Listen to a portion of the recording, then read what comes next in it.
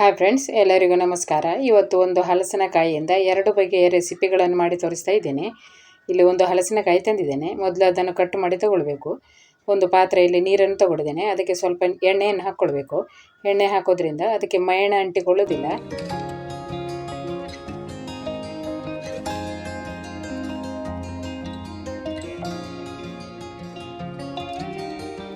ಈಗ ನಾನು ಹಲಸಿನಕಾಯಿಯನ್ನು ಕಟ್ ಮಾಡಿ ತಂದಿದ್ದೇನೆ. ಈ ಥರ ಉದ್ದುದ್ದ ಕಟ್ ಮಾಡಿ ತಗೊಳ್ಬೇಕು. ಮೊದಲಿಗೆ ನಾವು ಹಲಸಿನಕಾಯಿಯ ಪಲ್ಯ ಹೇಗೆ ಮಾಡೋದು ಅಂತ ನೋಡುವ.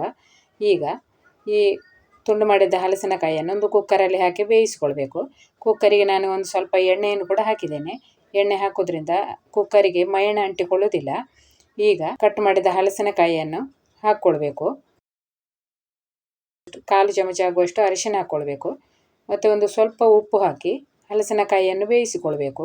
ಈಗ ಇದಕ್ಕೆ ಎಷ್ಟು ನೀರು ಬೇಕೋ ಅಷ್ಟು ನೀರು ಹಾಕಿ ಬೇಯಿಸ್ಕೊಳ್ಬೇಕು. 1 ವಿಸಿಲ್ ಕೂಗಿಸಿದ್ರೂ ಸಾಕಾಗ್ತದೆ. ಇಲ್ಲ ಇದ್ರೆ ನೀವು ಹೀಗೆ ಹೊರಗಡೆ ಬೇಕಿದ್ರೂ ಬೇಯಿಸಿಕೊಳ್ಬೋದು. ಕುಕ್ಕರಲ್ಲಿ ಹಾಕದೆ ಹೊರಗಡೆ ಬೇಕಿದ್ರೂ ಬೇಯಿಸಿಕೊಳ್ಬೋದು. ಈಗ ನಾನು ಇದನ್ನು ಕುಕ್ಕರಲ್ಲಿ ಹಾಕಿ ಬೇಯಿಸ್ಕೊಳ್ತಾ ಇದ್ದೇನೆ. ಈಗ ಇದರ ಮುಚ್ಚಳ ಮುಚ್ಚಿಟ್ಟು ಬೇಯಿಸಿಕೊಳ್ಳುವ. ಹಲಸಿನಕಾಯಿಯಲ್ಲಿ ಸಣ್ಣಕ್ಕೆ ಬೀಜ ಆಗಿದ್ದರೆ ಹಲಸಿನಕಾಯಿಯ ಪಲ್ಯ ಕೂಡ ತುಂಬಾ ರುಚಿಯಾಗಿರ್ತದೆ.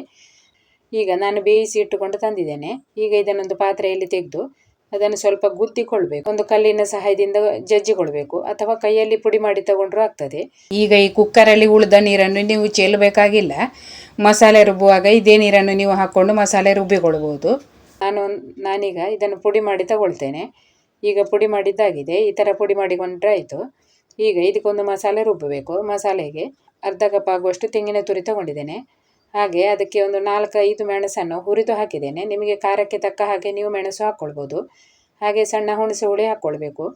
ಈಗ ಒಗ್ಗರಣೆ ಸೌಟಲ್ಲಿ 1 ಚಮಚ ಆಗುವಷ್ಟು ಉದ್ದಿನಬೇಳೆ ಮತ್ತು 2 ಚಮಚ ಆಗುವಷ್ಟು ಕೊತ್ತಂಬರಿ ಬೀಜವನ್ನು ಹುರಿದು ತಗೊಳ್ಬೇಕು. ಇದನ್ನು ಕೊನೆಗೆ ಉಪಯೋಗಿಸೋದು. ಮೊದಲು 1 ಚಮಚ ಎಣ್ಣೆ ಹಾಕ್ಕೊಂಡು ಇದನ್ನು ಹುರಿದು ತಗೊಳ್ಳುವ. ನಾನೀಗ ಹುರಿದು ತಂದಿದ್ದೇನೆ. ಈಗ ತೆಂಗಿನ ತುರಿ ಮತ್ತು ಮೆಣಸೆಲ್ಲ ಹಾಕಿ ರುಬ್ಬಿಕೊಳ್ಬೇಕು. ಆಮೇಲೆ ಇದನ್ನು ಹಾಕ್ಕೊಳ್ಳೋದು. ಈಗ ನಾನು ಮಿಕ್ಸಿ ಜಾರಲ್ಲಿ ತೆಂಗಿನ ತುರಿ, ಮೆಣಸು ಮತ್ತು ಹುಣಸೆ ಹುಳಿ ಹಾಕ್ಕೊಂಡಿದ್ದೇನೆ. ಹಲಸಿನಕಾಯಿ ಬೇಯಿಸಿದ ನೀರನ್ನೇ ಉಪಯೋಗಿಸ್ತಾ ಇದ್ದೇನೆ. ನೀವು ಬೇಕಿದ್ರೆ ಬೇರೆ ನೀರು ಹಾಕಿ ಬೇಕಿದ್ರೂ ರುಬ್ಬಿಕೊಳ್ಬೋದು. ಈಗ ಒಂದು ಸಾರಿ ರುಬ್ಬಿ ತಂದ ಮೇಲೆ ಹುರಿದಂಥ ಉದ್ದಿನಬೇಳೆ ಮತ್ತು ಹುರಿದ ಕೊತ್ತಂಬರಿನ ಹಾಕಿ ರುಬ್ಬಿಕೊಳ್ಬೇಕು. ಇನ್ನೊಂದು ಸಾರಿ ರುಬ್ಬಿಕೊಳ್ಬೇಕು. ಈಗ ರುಬ್ಬಿ ತಂದಿದ್ದೇನೆ. ಈ ರುಬ್ಬಿದ ಮಸಾಲೆಯನ್ನು ಜಜ್ಜಿಟ್ಟ ಹಲಸಿನಕಾಯಿಯೊಳಗೆ ಸೇರಿಸಿಕೊಳ್ಬೇಕು. ಹಾಗೆ ಮಿಕ್ಸರಲ್ಲಿ ನೀರು ಹಾಕಿ ಸೇರಿಸಿಕೊಂಡು ಚೆನ್ನಾಗಿ ಮಿಕ್ಸ್ ಮಾಡಿ ತಗೊಳ್ಬೇಕು. ಹಾಗೆ ಇದಕ್ಕೆ ಉಪ್ಪು ಕಡಿಮೆ ಆಗಿದ್ದರೆ ಸ್ವಲ್ಪ ಉಪ್ಪು ಹಾಕ್ಕೊಳ್ಬೇಕು. ಈಗ ನಾನು ಇದಕ್ಕೆ ಉಪ್ಪು ಹಾಕ್ಕೊಳ್ತಾ ಇದ್ದೇನೆ. ಉಪ್ಪು ಹಾಕ್ಕೊಂಡು ಮಿಕ್ಸ್ ಮಾಡಿ ಒಂದು 10 ನಿಮಿಷ ಅಥವಾ 5 ನಿಮಿಷ ಇಟ್ಟರೂ ಆಗ್ತದೆ. ಅದಕ್ಕೆ ಮಸಾಲೆ ಎಲ್ಲ ಎಳ್ಕೊಳ್ತದೆ. ಉಪ್ಪು ಖಾರ ಎಲ್ಲ ಜಜ್ಜಿದ ಹಲಸಿನಕಾಯಿಗೆ ಎಳ್ಕೊಳ್ತದೆ. ಹಲಸಿನಕಾಯಿ ಬೇಯಿಸುವಾಗ ಕೂಡ ಉಪ್ಪು ಹಾಕಿ ಬೇಯಿಸಿದುಂಟು. ಹಾಗಾಗಿ ಉಪ್ಪು ಹಾಕುವಾಗ ರುಚಿ ನೋಡಿಕೊಂಡೇ ನೀವು ಉಪ್ಪು ಹಾಕ್ಕೊಳ್ಬೇಕಾಗ್ತದೆ. ಈಗ ನಾನು ಇದಕ್ಕೆ ಸ್ವಲ್ಪ ಉಪ್ಪು ಕಡಿಮೆ ಆಗಿತ್ತು. ಈಗ ರುಚಿ ನೋಡಿಕೊಂಡು ಮತ್ತೆ ಒಂದು ಸ್ವಲ್ಪ ಉಪ್ಪು ಹಾಕಿದ್ದೇನೆ. ಈಗ ಚೆನ್ನಾಗಿ ಮಿಕ್ಸ್ ಮಾಡಿ ಒಂದು 10 ನಿಮಿಷ ಹಾಗೆ ಇಡುವ. ಈಗ ಒಗ್ಗರಣೆ ರೆಡಿ ಮಾಡುವ. ಒಗ್ಗರಣೆಗೆ ಬಾಣಲೆಯನ್ನು ಒಲೆ ಮೇಲೆ ಇಟ್ಟಿದ್ದೇನೆ. ಅದರಲ್ಲಿ 4 ಚಮಚ ತೆಂಗಿನ ಎಣ್ಣೆಯನ್ನು ಹಾಕಿದ್ದೇನೆ.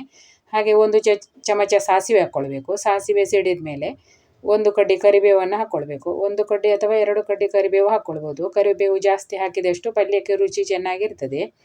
ಈಗ 1 ಚಮಚ ಆಗುವಷ್ಟು ಹಿಂಗನ್ನು ಹಾಕ್ಕೊಳ್ಬೇಕು.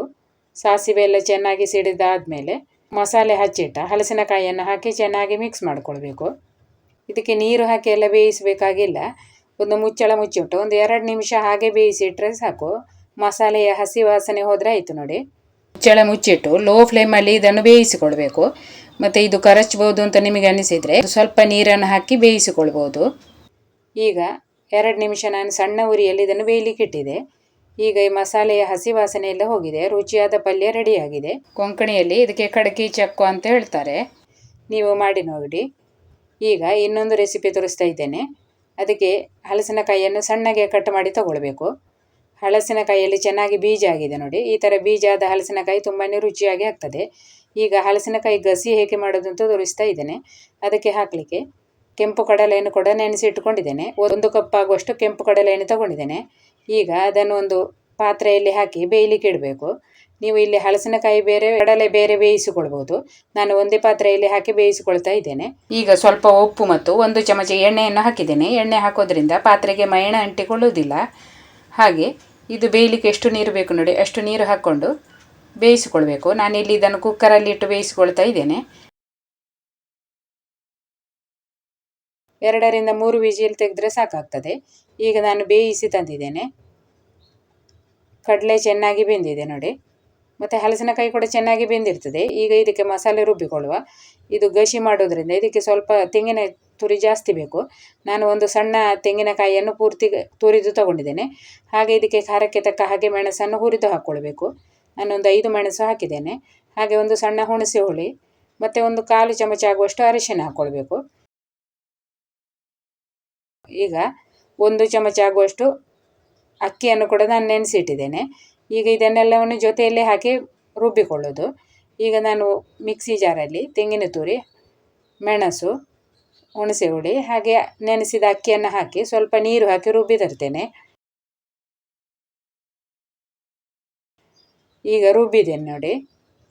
ಈಗ ಇದಕ್ಕೆ ಒಂದು 1/4 ಚಮಚ ಆಗುವಷ್ಟು ಮೆಂತೆಕಾಳನ್ನು ಹುರಿದು ತಗೊಳ್ಬೇಕು. 1/4 ಚಮಚ ಹಾಕಿದರೆ ಸಾಕಾಗ್ತದೆ. ಈಗ ಇದನ್ನು ಹಾಕಿ ಇನ್ನೊಂದು ಸಾರಿ ರುಬ್ಬಿಕೊಳ್ಬೇಕು. ಈಗ ನಾನು ಇನ್ನೊಂದು ಸಾರಿ ರುಬ್ಬಿದ್ದೇನೆ. ಒಂದು 2 ಸುತ್ತು ತಿರುಗಿಸಿ ತಂದರೆ ಸಾಕಾಗ್ತದೆ. ಈಗ ಈ ರುಬ್ಬಿದ ಮಸಾಲೆಯನ್ನು ಬೇಯಿಸಿಟ್ಟ ಹಲಸಿನಕಾಯಿಯೊಳಗೆ ಹಾಕಿ ಚೆನ್ನಾಗಿ ಮಿಕ್ಸ್ ಮಾಡಿಕೊಳ್ಬೇಕು. ಹಾಗೆ ರುಚಿಗೆ ತಕ್ಕಷ್ಟು ಉಪ್ಪನ್ನು ಹಾಕ್ಕೊಳ್ಬೇಕು. ವಿಡಿಯೋ ಇಷ್ಟ ಆದರೆ ಒಂದು ಲೈಕ್ ಮಾಡಿ. ಹಾಗೆ ಚಾನೆಲನ್ನು ಸಬ್ಸ್ಕ್ರೈಬ್ ಮಾಡದೆ ನೋಡುವವರು ಚಾನೆಲನ್ನು ಸಬ್ಸ್ಕ್ರೈಬ್ ಮಾಡಿಕೊಳ್ಳಿ.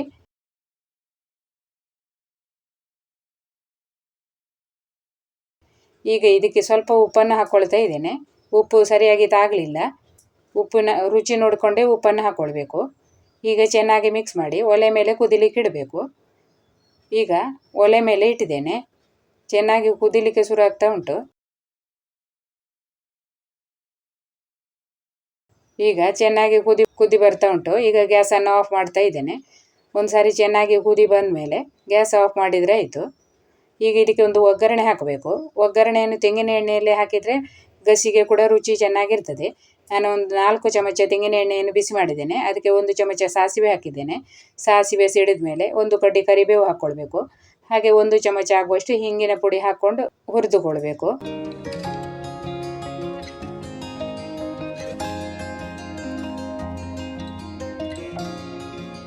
ಒಗ್ಗರಣೆಯನ್ನು ಹಾಕಿ ಮುಚ್ಚಿಡಬೇಕು. 2 ನಿಮಿಷ ಆದಮೇಲೆ ಮುಚ್ಚಳ ತೆಗೆದು ಚೆನ್ನಾಗಿ ಮಿಕ್ಸ್ ಮಾಡಬೇಕು.